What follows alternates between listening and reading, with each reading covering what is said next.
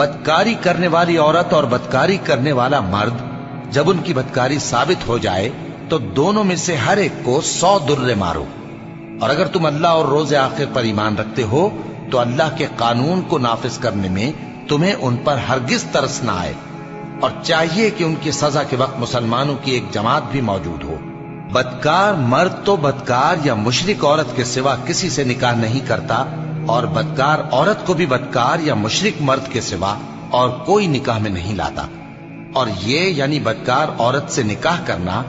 مومنوں پر حرام ہے. اور جو لوگ پرہیزگار عورتوں کو بدکاری کا عیب لگائیں اور اس پر 4 گواہ نہ لائیں تو ان کو 80 درے مارو،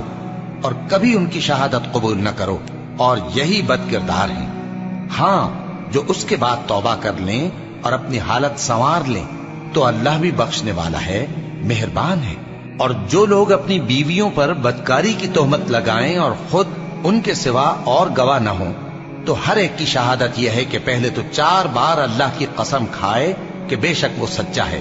اور 5ویں بار یہ کہے کہ اگر وہ جھوٹا ہو تو اس پر اللہ کی لعنت. اور عورت سے سزا کو یہ بات ٹال سکتی ہے کہ وہ پہلے 4 بار اللہ کی قسم کھائے کہ بے شک یہ جھوٹا ہے،